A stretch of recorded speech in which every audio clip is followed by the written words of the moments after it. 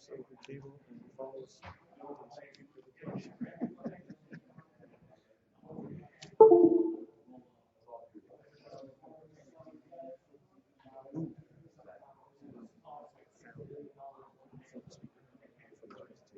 Do you have sound from your presentation? No, just your voice. That's your phone. So you use the microphone you were using, and now it lets you. Happy day. Right there. Okay. Turned off. Yeah, I decided not to use this. This one. Oh, wait. So we stole it. Yeah, so now we have to connect this back on the Wi-Fi. Does it do that? That thing get Wi-Fi? But yeah. Oh, really? Yeah.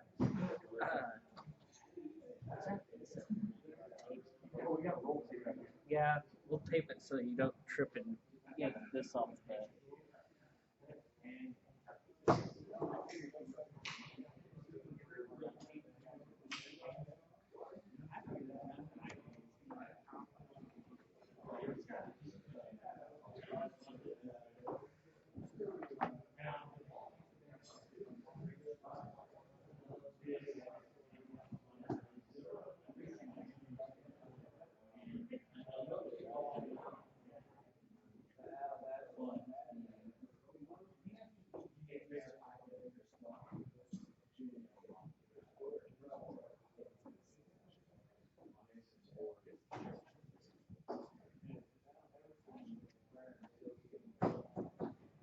Safety brake.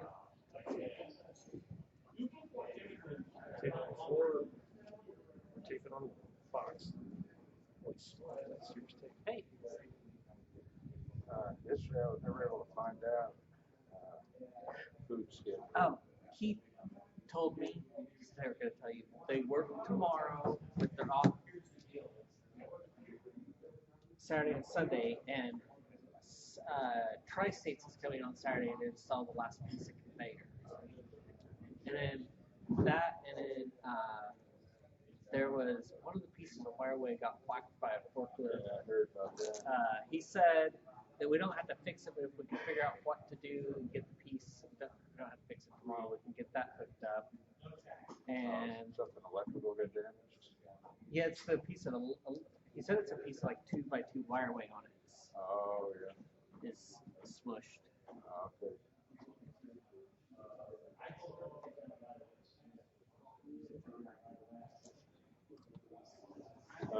Might be able to do that conduit. Those are like 2 cable conduits. Yeah, okay, yeah. He said it's at the very end. He said that's the fortunate thing.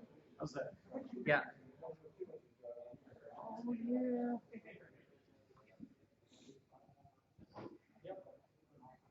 So if they can hear us, that's the one final piece. And I've got it right here. I can take it.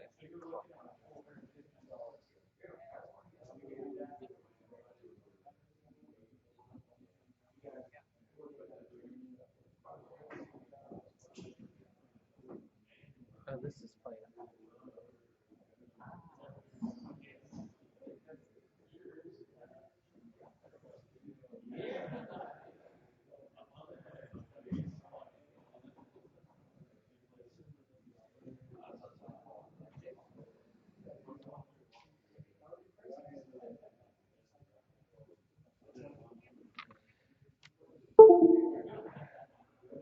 Yep. I got it. Huh?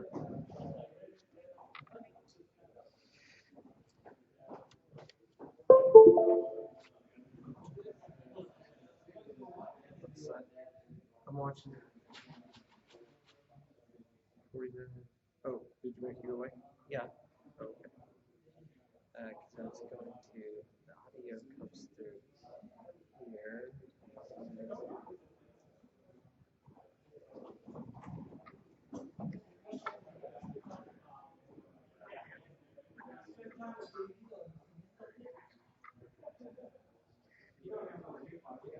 You get audio here. Okay, see how well they can hear it. Officers, you have your plane on the clear box back here? Terminals?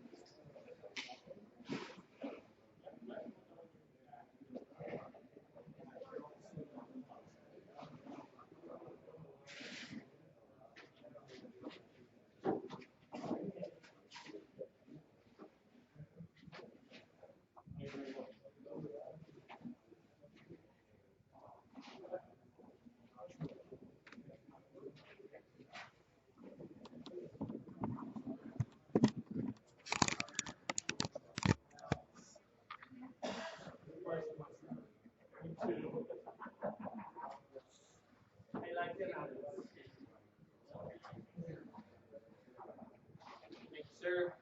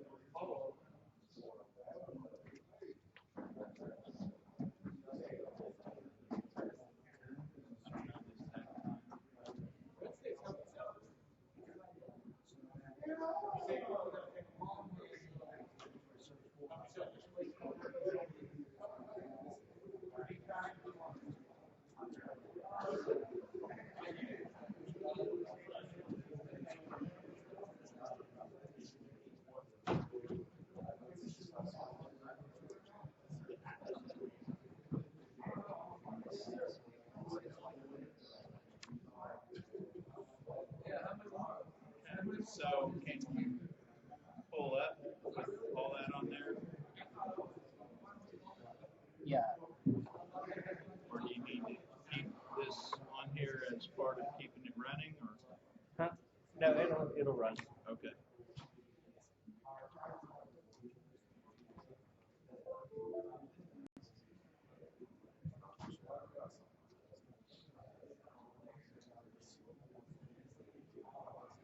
What is that, like a micro HDMI? Yeah, mini DP mini. Okay.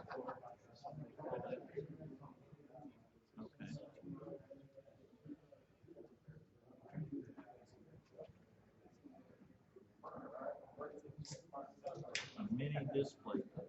Yeah.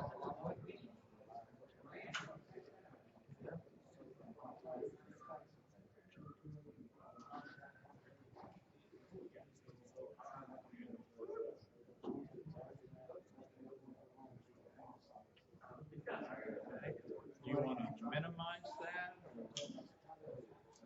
Uh, so I can get to my PowerPoint? Because we're running PowerPoint off this computer now. yeah. Are you doing your PowerPoint first, or? Or, oh, my video's fine. The video, is that what you got pulled up back there? Okay, that's fine. Yeah, it is. Yeah, it's ready to go here in a second. This is both doing the presentation and broadcasting. Okay. Great.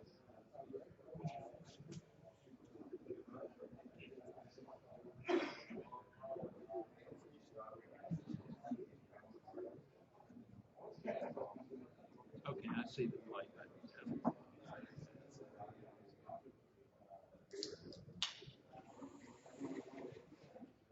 So you have Cortana on the, now is Cortana, is that Microsoft or is that? It's Windows 10. Okay.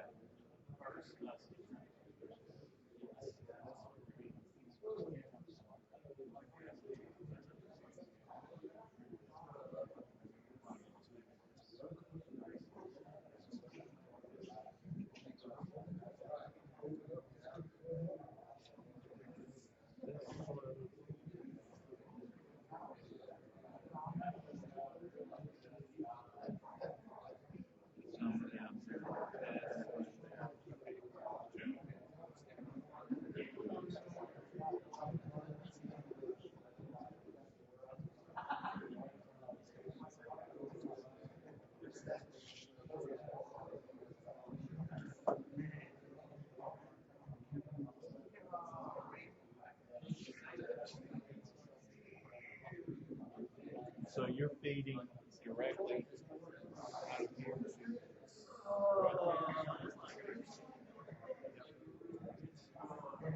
there'll be enhanced experiments for them. Yeah. Here's what they're seeing. They're seeing the camera right now.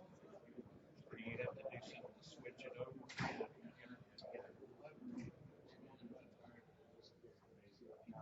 so is the timer counting down to break time? No, it's just, it's the code. true time. It's just so you can tell that it's, Okay. and it also lets you tell real quickly what your time delay is when you're testing it.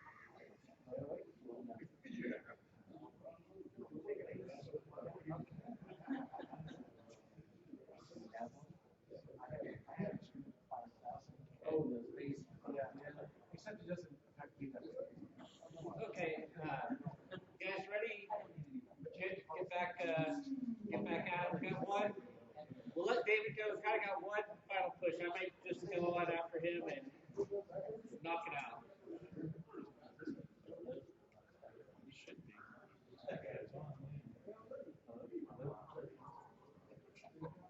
Did you turn this down? I did not. Is the little blue light on the? This? That one's red, doesn't that mean the battery's I don't think it was necessary. There should be. Oh, I guess there is a receiver. Yeah. Yeah, you're right. You gotta take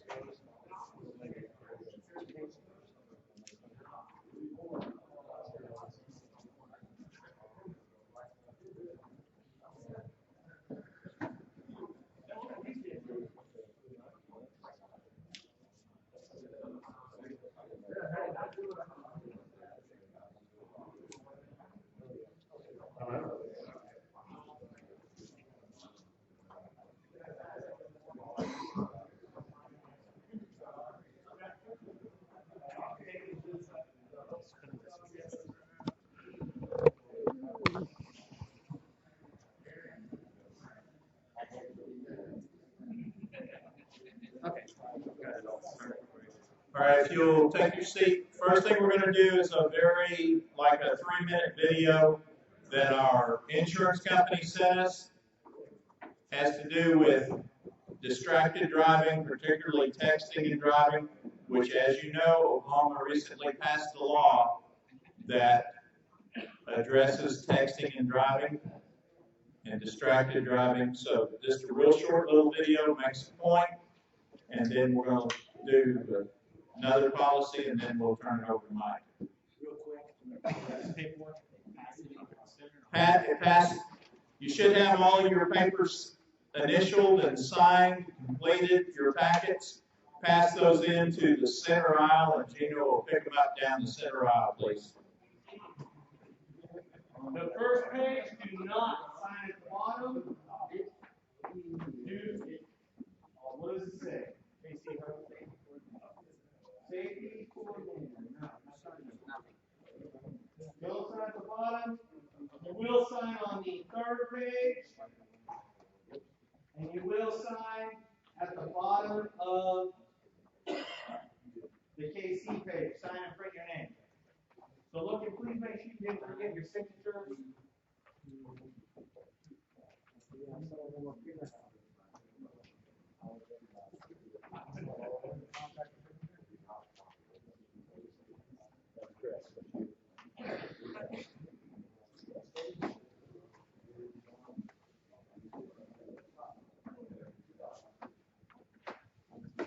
Is that right?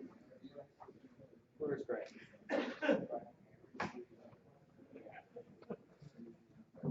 I'll turn around very differently.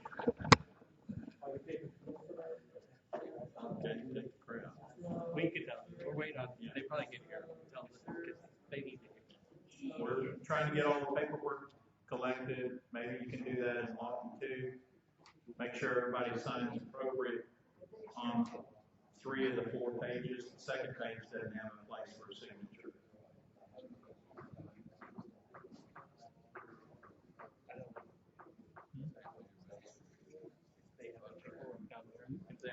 I sent it to them. Emailed it. Ready to go? Okay, so we're ready to go. Again, very short video.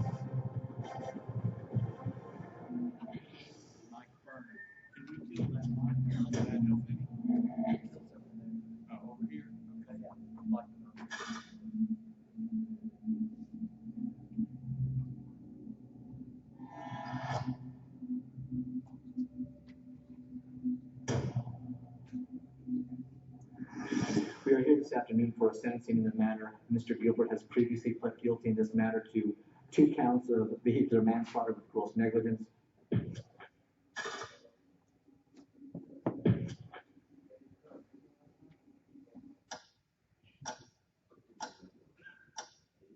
Distracted driving problem persists and is deadly. 3.9 million people are injured in car crashes every year. 32,999 of those people die. Drivers who text are 20 times more likely to crash. Using a cell phone while driving delays your reaction time as much as having a blood alcohol concentration at the legal limit of 0.08%. Yet the distracted driving problem persists and is costly. There is no joy this day in this courtroom. Nothing this court does today will bring back the lives of the 2 innocent victims who died. Nothing that I do to this defendant today will change these families who have been impacted so dramatically. A crash-related injury could jeopardize your ability to earn a living. Yet the distracted driving problem persists and is emotionally devastating. Car accidents are the leading cause of teenage death in America. Distracted driving rips children from their parents. It destroys dreams and potential. It tears families and communities apart. Yet the distracted driving problem persists and is frightening. A crash-related conviction could cost you your freedom and future. Mr. Gilbert, at least 14 years from now, you will be able to spend time possibly with your family at Christmas time. That is something that you have denied to your victims in this case. They will never be able to spend time with their families again. And that's something that I hope you think about as you spend the next 14 years in state prison. Those are the orders of the court. Crashes caused by texting are not considered accidents. They are prosecuted as crimes. Yet the distracted driving problem persists. What will it take to convince you to change? What is important to you? Your loved ones? Your freedom? Your future? Your financial stability? Your health? Your life? Change happens one person at a time, and only when it is important to you. Remind yourself what is important to you every time you get in the car. Please, make it home safe.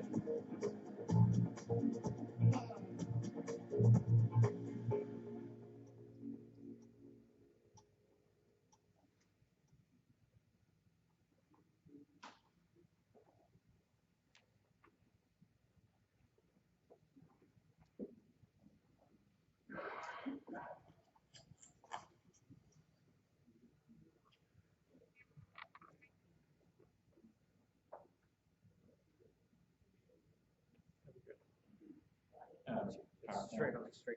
Oh, there's PowerPoint.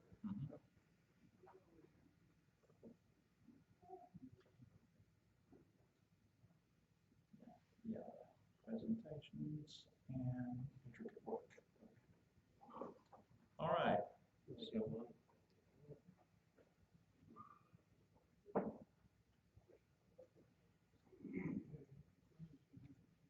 So hopefully that made its point without being preachy. I can just switch with the space bar. All right, so this is a real short presentation on intricate work, control wire terminations. This came, this policy was just put together to meet because of a situation we ran into down at Comanche, where AEP was thinking some people there were considering that we should be wearing gloves while doing terminations. Would that work? I don't know. I'm not an electrician. I'm a safety guy. I think, yeah, you ought to wear gloves all the time, right? No, I can imagine that. So anyway, we got this put together, and it's an official part of the policy now. So basically explains that to maintain quality control, and we're going to call these intricate work, and they may be performed without gloves where gloves are required elsewhere on the project. Certain situations, wearing gloves may lead to poor quality terminations. And so in the case of control wire terminations, intricate work includes the following. Okay, so it includes terminating wire sizes of 10 or smaller at the device, junction box, or in a control panel, applying wire markers to control wires, applying compression ferrules or connectors to control wires, and twisting individual wire strands with fingertips to prepare the wires for termination. So those are basically the 4 jobs. The use of gloves or cut-resistant gloves not required when all of the following criteria are met. Using your professional tools, wire stripping tools for the purpose of removing the outer jacket on a number 10 or smaller. Knives are not being used in any part of the work process. When you're applying wire identification tags within the multi-conductor cable for the purpose of applying wire labels or terminating control wires in termination blocks, compression fittings, or device terminations.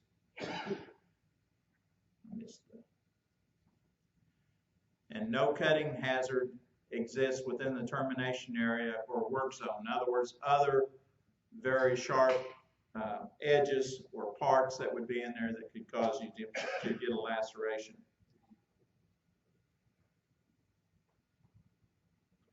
And when all other safe work practices are being adhered to and a pre-job safety analysis has been conducted prior to beginning work by an authorized employee.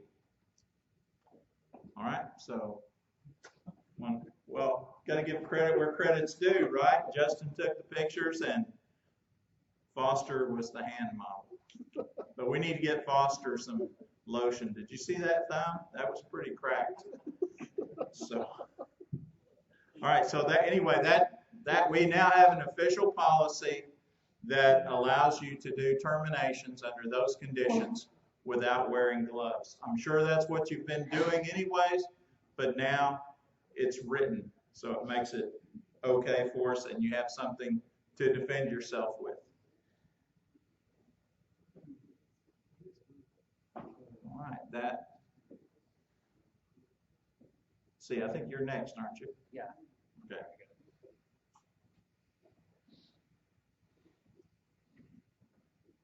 Oh, I need the microphone.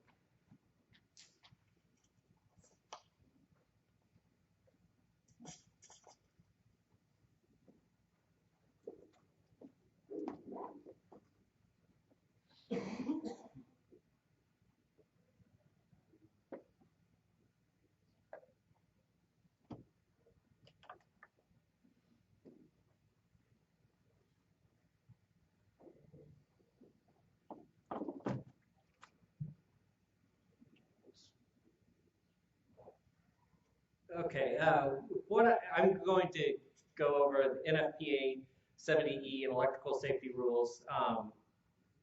What I did this year, because I've given my own presentation several times, is I found another presentation that was pretty good, and I decided to use it instead. I'll walk through, add my own commentary, but this one has new and different pictures than you've seen before, some new and different ideas that you've seen. So trying to mix it up a little here.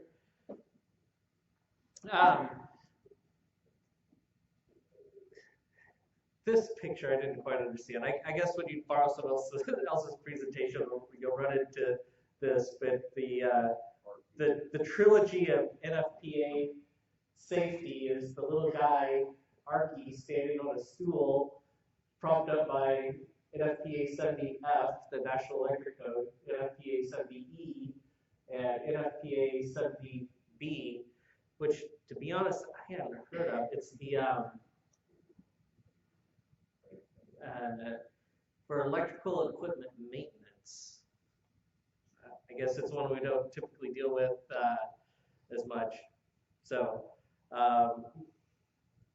a little bit of humor here. The electrical room for the blind with the braille print as you're going into the electrical room. Hopefully they're inclined not to enter after they know what it is. So, a few definitions that get thrown about when we're talking about codes and safety, and it was kind of interesting. I didn't know these exactly the way they set them out here. The code is a set of recommended rules, and then the standard is how to meet those rules.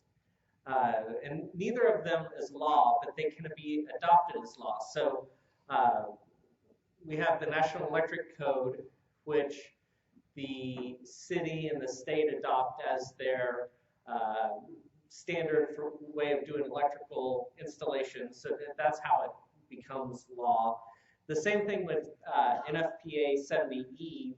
When it first came out, the argument was, well, it's not an OSHA, we don't have to do it. Well, OSHA then adopted it and said, this is our standard, the standard we're going to use for electrical safety. So it turns it into, essentially turns it into law at that point. Again, a code tells you what you need to do, the standard tells you how to do it. They listed up here the first building code, the Hammurabi Code, I don't know, from 1955 BC, so 4,000 years ago, first building codes came into existence. We've gone over this before. NFPA 70, NFPA just being the National Fire Protection Agency, they're the group that writes this, and it was and is an organization that is composed of fire inspectors, kind of firefighter organization. And the reason it became an electrical organization is because electricity causing fires, and it's these fire marshals investigating the fires, and then they start writing codes for electrical installations, as well as everything else. There's codes on everything, all different things that can cause fires, but in particular, we're interested in the one dealing with electricity. The 70E, forever the National Electric Code just told you how to do the installation, and it wasn't until 70E came along. 70 would cover what size conduit to use, what size wire to use, but it really didn't address how to be safe at all, and that's why 70E came along to address how to do the work safely. The other design standard you get into, you may have heard or seen it at some point, or now that I've mentioned it, you may have come across something, may see it at some point. IEEE, the International Electrical, no, those two are right, engineer, it's International Electrical, but it's an international organization of electrical engineers, and they developed these design books, and they call them the color books because they each different one is a different color. The grounding book is the green book, red book is power distribution, but they have 10 or 12 different books on all different aspects of electrical design, and it goes into a lot more detail than the National Electric Code does about the electrical reasons for doing the different things. So I have a few of these books. They're really expensive. I've picked up one or two at a time here or there as I need them, but each one of these books can be a couple $100s, and they update them every few years, but not as often as the National Electric Code. It's kind of interesting, a picture. At first I didn't see what they were talking about here, but why bother with NFPA 70E? And this is a guy at a speaker electrical safety workshop from a few years ago in Calgary, Canada, but a guy that had been involved in electrical accident and had lost both of his legs. If you look down, he has 2 artificial legs there. So this is one of the reasons we bother with it, because electricity is dangerous. It can cause a lot of harm to people. Safe work area focuses on 3 things that OSHA cites as the reason for electrical accidents: the equipment, the environment, and then the employee work practices. And this kind of goes along with equipment failures. Those can cause an electrical accident. The environment, are you standing in water? Did something happen to damage the equipment or the area? And then finally, the one that probably causes most of them are employee work practices, that whether someone's doing something they know is unsafe, or whether or not they know it's unsafe, they're doing something that ultimately ends up causing an accident. The NFPA lines out responsibilities both for us as employers and then you as employees. It's our job to provide a safe working environment, to provide the equipment to do the work safely, and then to instruct you on safe work practices. But then it's your job then to use the equipment that's provided, to pay attention to the environment, and to follow these safe work practices. They kind of define what's a risk here. And it's the combination of a hazard and the likelihood for it to occur. And again, kind of a funny symbol, but what they're doing here is on the left is kind of the old-time computer logic charts that an and symbol, that hazard plus likelihood equals risk, and then a little chart there. For it to be a risk, you have to have both a likelihood for it to occur and some sort of hazard present. And someone decided that they needed to draw a big picture of a dragon to illustrate electrical hazards here. You've got the mountain of electrical hazards, arc flash, arc blast, and shock. The three-headed dragon on the mountain of electrical hazards. Again, this wasn't in my presentation. This is a little something new here. But those are the three types of hazard. Shock, arc blast, arc flash. Flash burns they are painful, slow healing, costly. They account for a big majority of the electrical injuries are a big majority of the percentage of the flash burns that occur in people. And the arc flash, it's an electrical arc like that. It can produce the highest temperatures, that man-made temperatures they can record on the face of the earth. They're extreme high temperature. And as a result, they cause an extreme burn. This goes to show your survival rate for body burns.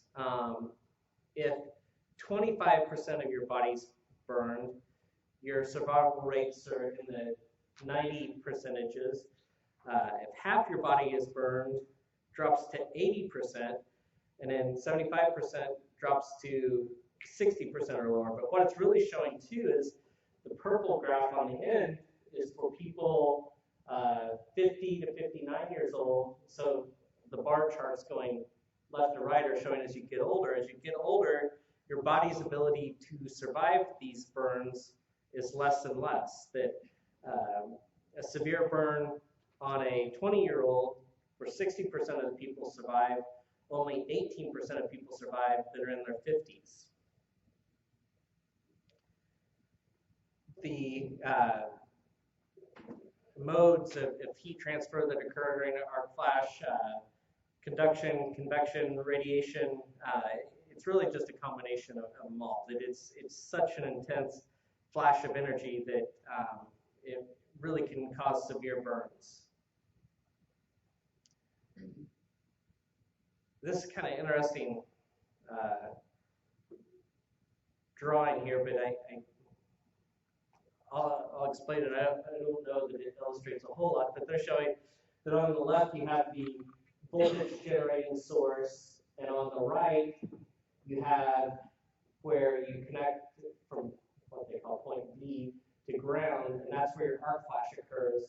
So this is kind of illustrating that that whenever you have a short circuit, electricity flows to the path of least resistance, flows to that short circuit. So if you have a short, we shorted two wires here out of the outlet together, all the electricity in the building, and even all the electricity on the power grid, is going to try to come to my short circuit right here.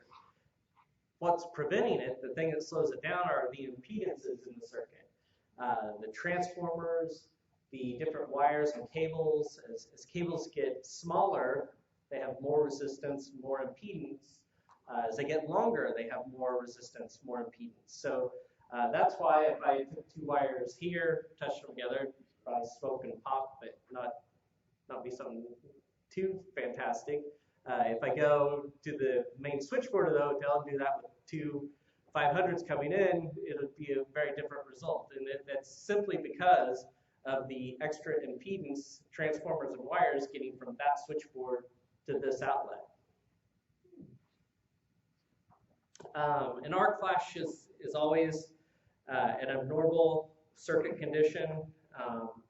You get a short circuit, and when they talk about short circuits, they'll talk about 3 different ways on a 3-phase system. You can short circuit it. A single line to ground, that means one of the phases to ground. You can get a line-to-line short circuit, like 2 lines touch each other, but neither of them necessarily have to go to ground. And then the worst type of short circuit is the 3-phase short circuit, or sometimes they'll refer to it as bolted fault current. And what they mean by that is, you'd have to work really hard to do this, but if you took all 3 conductors, A, B, and C, bolted them together so they have a perfect connection, and then powered it up or let the energy flow through, that's the worst and the most extreme amount of short circuit you could get. What happens, though, a lot of times is when you have an arc flash or a short circuit incident, is it'll start as a single line to ground fault. Then as you get this short circuiting and you get this arc flash, it ionizes the air. Well, when the air is ionized, electricity can flow through it easier and easier. It's how lightning flows through the air. It's also how, if you've ever seen the Jacob's ladder thing with a couple of rabbit ears and the bolt of lightning between them, it goes higher and higher. Same thing, it's ionizing the air and it allows electricity to flow through. So if you have a short circuit, single line to ground short circuit, as that air ionizes, it all of a sudden can hit the B phase, C phase, and they all go together, and you get a 3-phase short circuit. So what determines the current and energy level in an arc flash? Like I said, it's the amount of impedance or resistance in the lines. And then energy is related to how much voltage and current can flow through, plus how long they continue together, how much time passes. That's why when sometimes we're asked by plants to look at, they'll have a piece of equipment where we've done an arc flash evaluation and it may be rated a level 4, and they'll ask us to come back through and say, what can you do to make this a lower level, to make it safer for our employees to work on, or really where they can work on it safer using less PPE, because a tremendous amount of PPE protects you, but it kind of creates its own risks at the same time trying to work inside a moon suit. So what we do is what we can adjust. Usually we can't adjust the voltage. The voltage is the voltage of the equipment. Sometimes we can alter the amount of current a little bit. If they really don't need that much current, we can dial it back. But really what we do is we focus on the time, and we'll look at different circuit breakers or fuses that can trip more quickly and limit the amount of energy flowing to the circuit. So we can take, depending on the situation, we can take a piece of equipment that if I shorted the wires together, I'd have a level 4 arc flash. We can take it where it's down sometimes even to a level 0 arc flash. In general, I will say, in general, I don't know if it's safe to say, the least safe overcurrent device. So overcurrent devices are typically always just your fuses or circuit breakers. And the ones that take the longest to trip are typically your circuit breakers, and especially your older circuit breakers. They may take up to 6 cycles to trip. 6 cycles would be, since 60 cycles per second, 60 hertz system, 6 cycles is 1/10 of a second, which seems really fast, but when you have all this energy flowing through in an arc flash, it can be a long time. Quicker devices, fuses can trip in a half cycle depending on the fuse. Certain circuit breakers can trip in, half to 1 cycle, that really limit the amount of arc flash energy and can kind of snub out the arc event before it really gets a chance to go.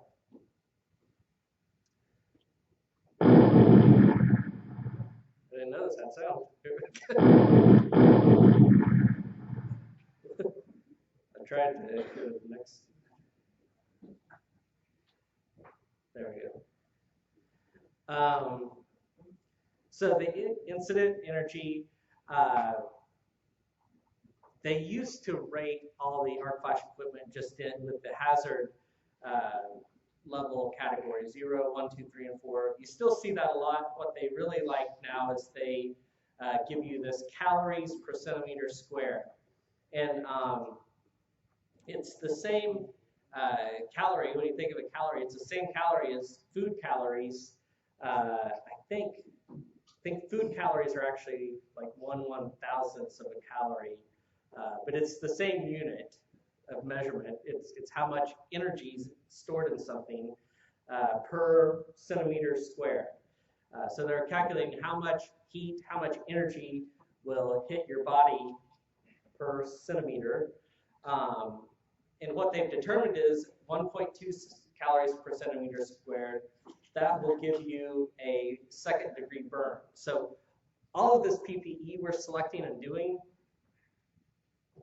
we're doing it based on the worst-case numbers, the highest numbers, but we're also doing it not to completely protect the person, but to protect them to a level that the burn would be no greater than a second-degree burn, because they believe that to be the level of burn that's survivable and treatable.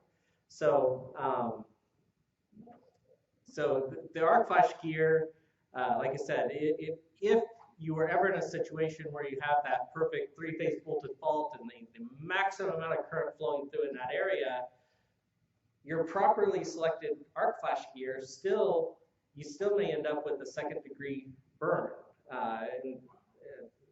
So again, that rarely happens because it's rare that you get that level of a arc together. So really, it should protect you, but that's the design criteria. That it's not to completely protect you, just second-degree burn.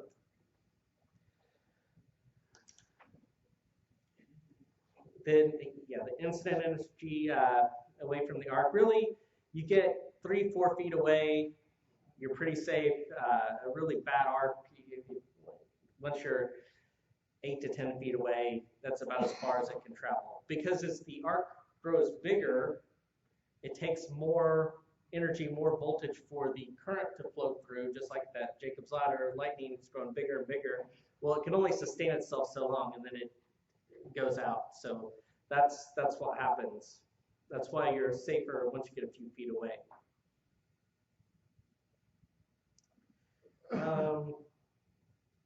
Let's see. These are a few changes they've made in FPA over the past year. Again, you have your shock hazards. Shock hazards we don't talk a whole lot about, but shock hazard meaning you actually touch the electrical part and current flows through your body. It's still a big risk. The PPE that protects you from shock hazard is your insulated gloves. They also protect you from the arc blast, the leather protectors over them. We don't tend to talk as much about the shock hazards because they're really easy to calculate and they're really easy to select the PPE, and you just put on the appropriate voltage level gloves and you're good. Whereas arc flash, you have to get into the calculations, look at what the label says, and choose the right level of PPE for that arc flash.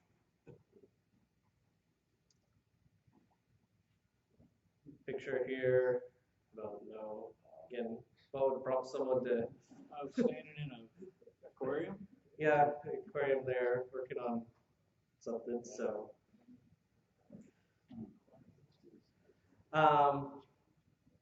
the changes this year, they did some language changes to the NFPA 70E. I don't think I mentioned it. They revise it every 3 years, just like the National Electric Code. Every 3 years, a new version comes out. Really, most of the changes were minor, except one. They kind of tweaked the definition of a qualified person.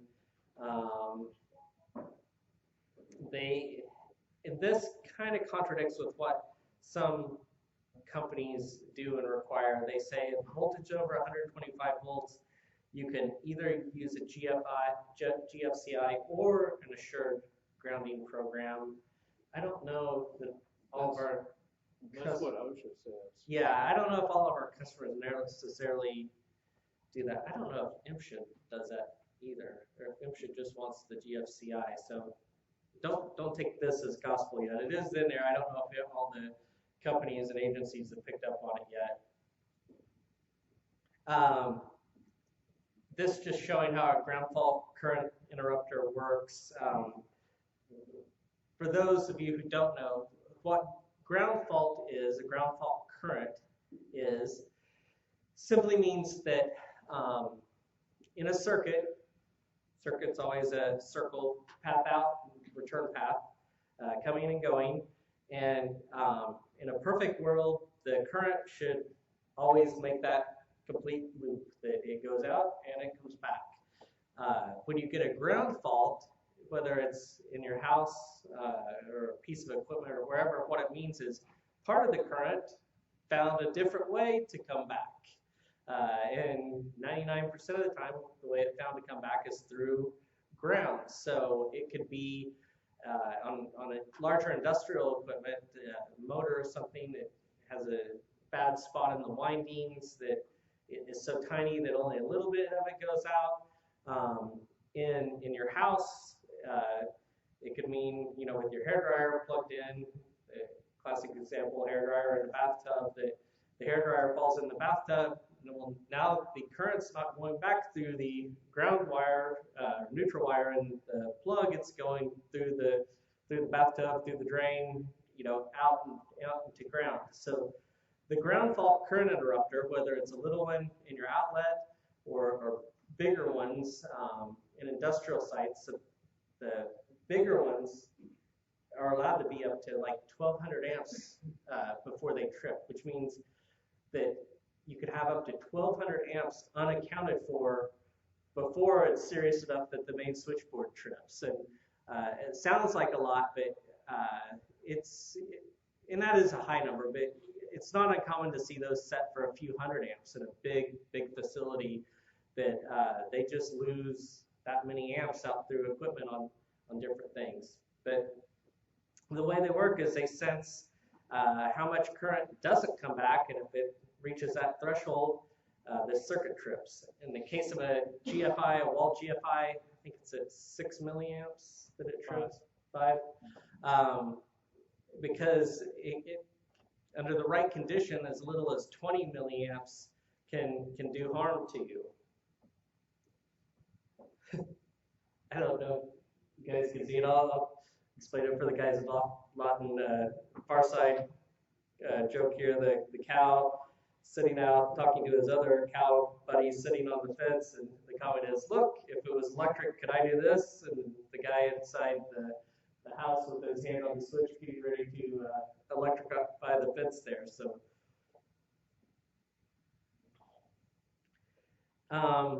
lockout training, again, stays about the same. We'll go over that here in a second. Labeling equipment, when this first came out, when NFPA 70E first came out, there wasn't a requirement that the labels be dated in any way. And now they are. They want a date on the label, and they want every 3 years for the owner to review them.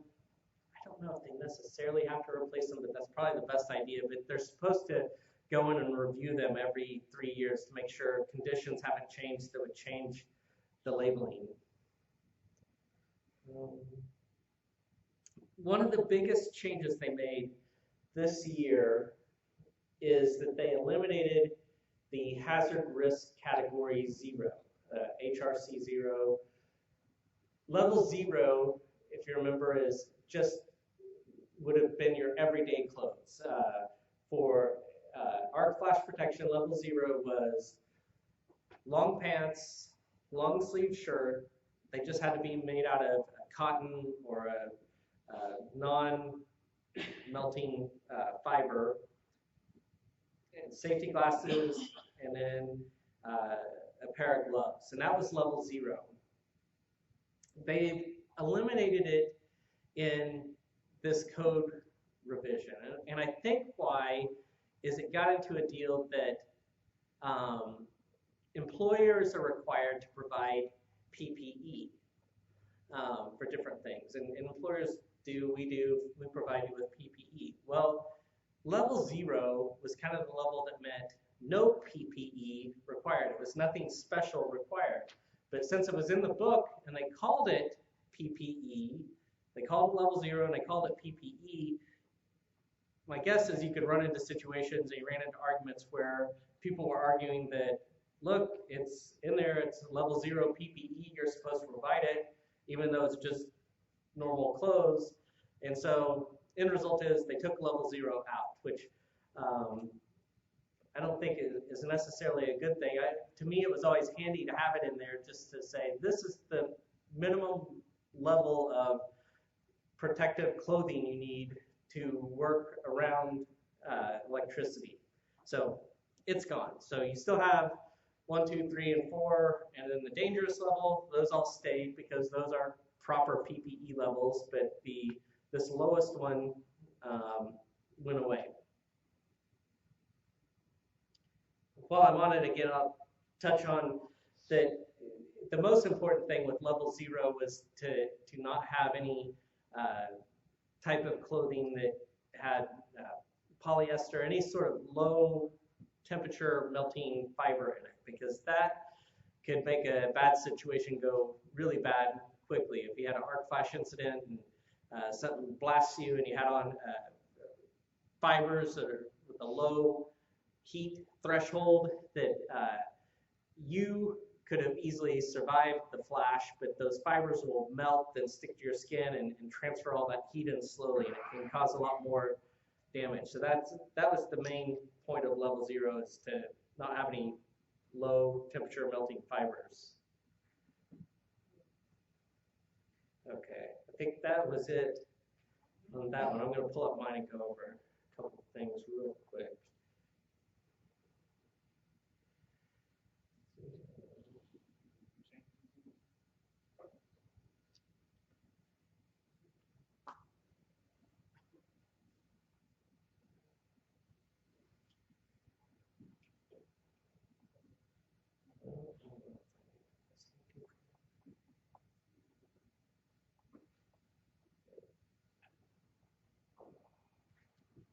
Let me just tell you the ones that I need to go over. Find it here right away. Okay, the two things I wanted to go over were our lockout tagout policy again. You can basically do it from memory. That lockout tagout, it's important. First of all, most of the stuff we lock out doesn't belong to us. And when I say us, I mean ICO. We're a little bit unique in that whereas a maintenance employee works at a facility and he's dealing with the same equipment day after day, the stuff that we lock out is rarely ours. So it's always important that when we lock something out to let the people, the equipment owners, know that we're locking it out. Both from a courtesy perspective that, hey, we're taking control of your machine, also from a safety perspective that sometimes there are unique things about their equipment that it needs to be locked out in a certain way. So lockout tagout is you identify all of the sources of energy. Energy can be electrical, mechanical, spring, stored energy, pneumatic, hydraulic, heat, hot water, heat, steam, all of these different sources of energy you have to lock out. And so you identify all the sources of energy, you lock them all out, then you test the equipment, make sure it really is locked out, and then at that point you can apply your locks and take control of the equipment and put it in a safe working condition. A couple things I've talked about in the past, things that have come up in the past, especially for us as electricians. Only journeymen are allowed to lock out equipment. Apprentices are, you put your locks on after the journeyman has locked it out. So the journeyman is always responsible for leading that lockout, tagout procedure. But it's important, as Clint said earlier, training these guys come along, that they take the time, show them what you're doing, that they understand and know and learn what you're doing and how to do it.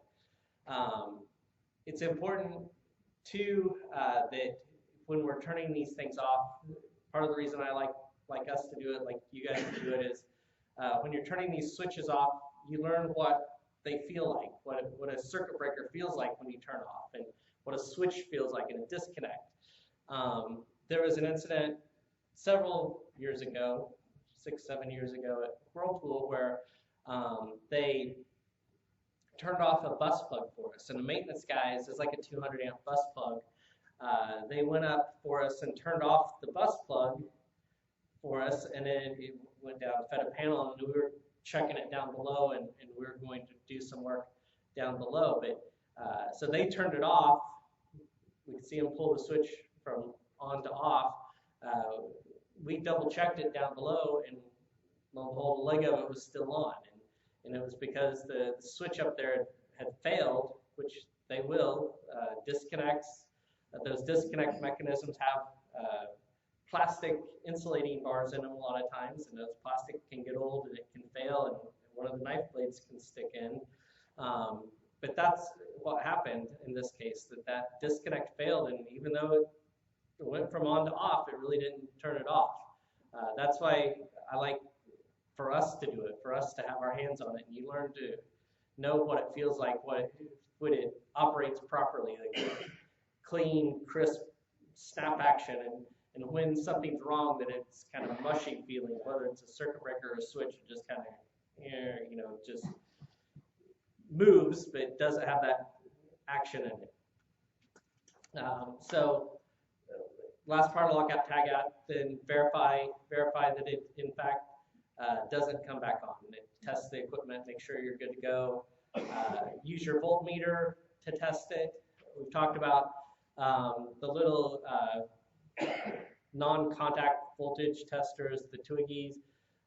Those things are fantastic. They're great to use, but when it comes time to put your life on the line, those aren't rated to make a voltage reading to assure that it's safe. You need to have a good meter that you know is working. One of your own, preferably. I don't really like to borrow meters when I'm doing something that can put my life on the line. I think I've told this story before.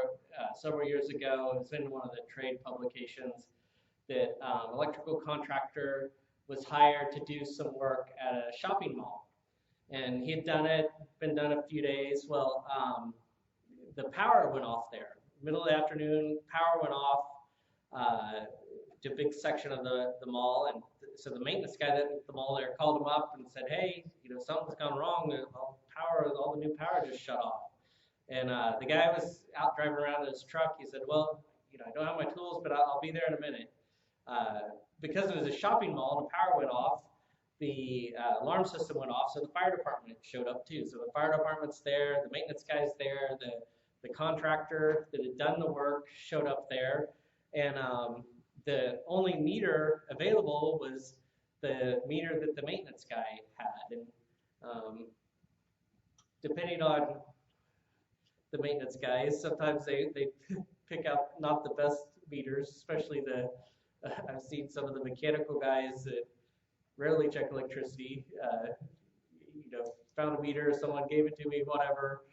So there's old, lower quality meter the maintenance guy had, and handed the meter here, check it out. So they go to read voltage on this switchboard in the electrical room. The contractor's there with the meter. the maintenance guy's there, a couple of the firemen are there, all in the electrical room getting ready to see if what's wrong, and he puts the meter on the conductors to test it. Well, the meter had something seriously wrong with it, and it shorted out immediately, caused an arc flash. They were in a confined space right up next to it.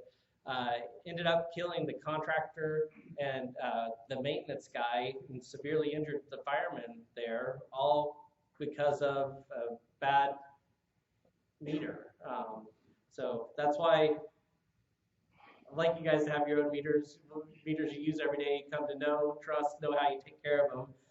Just be wary of using other people's equipment. Let's see. The last thing was safe work practices and our energized work permits. I was thinking about this earlier, probably about 9 years ago, when we first brought up the idea of you can't do energized work anymore, can't do hot work anymore, and everyone's throwing up their own, you know, we're electricians, why can't we do energized work anymore? We've done it for years, and then over the past several years, it's become more the norm, and I think it has tended to set better with people. The same arguments came about when I entered the construction trade, just as they were starting to require fall arrest harnesses. Like when I was 16 or 17 on a construction site, not everyone had a safety harness. If you did have one, it was a belt with the D-ring on each side. It'd probably save your life, but you'd for sure know that something big happened. No of the decel devices. I mean, it was a rope around your waist, and even those, there was a lot of complaints about, oh, it's gonna get in my way. How can I do the work with this rope hanging off of me all the time? And slowly it became one of those things people accepted and learned to live with, and as well as industry became better at developing products that make the work easier, the yo-yos and different types of harnesses that are more comfortable to wear. But it's the same way with energized work. That energized work is something that's in the past. It happens sometimes rarely. When it does, we have an energized work permit. I can get you one, Clint can get you one. We can do them over the phone. The first question out of our mouths is always, you know, do we have to do it energized? What are our other options? Can we do it another way? And there are some instances where the work has a low risk and can be done energized. It's always really important to remember, though, that doing it energized, we've reached the level in our industry and with the PPE that you put the PPE on, you put the gloves on, you are going to be protected.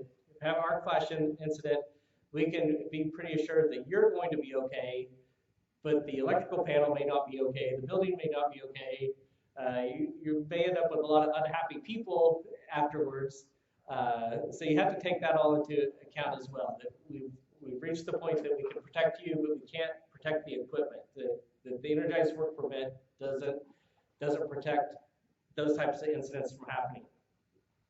But anytime you do need to do energized work, call us. We'll get you an energized work permit. Otherwise, everything we do de-energized. So work on it de-energized. That getting into electrical panels, our rules kind of follow the way most of our customers' rules are, that if you open a cabinet and are within the arc flash zone, you have to have on the proper level of PPE. You can't ever reach across the face, the plane of the panel into a cabinet while it's energized. For 480 volt, the rule is you have to be 12 inches away or outside the face of the panel. So we'll work with you guys on it. When something comes up you don't know how to do, we've got lots of people with experience, and we can come up with solutions so that you can do your job safely. With that, I think that wraps up my part. Any questions? I think, do we? Short break and then paperwork? Paperwork. Do short break, then wrap up? Or wrap up now? No, I think. No, I don't think so. I think. Okay, I think at this point, I think we have everyone's paperwork, everyone turned something in, everyone's on the roster, that's how we're gonna do payroll today. You guys wanna hang out for about another hour? No? Me neither. we can't leave. We've got 10 more pizzas. I'm not gonna leave the room. Chow it down, fellas. No, if you guys are good, I think we're good. I'm good. Again, thank you guys for everything. Thanks for all the work you do every day for this. And most of all, thanks for doing it safely. Thanks for doing it well. Thanks for doing it safely. And we'll See you next year. see you.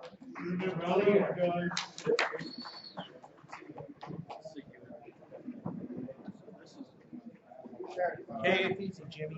Okay, Jimmy. Jimmy, You're off the hook. wake up. You can go home now. Yeah. Make it out of the casino with some of your money.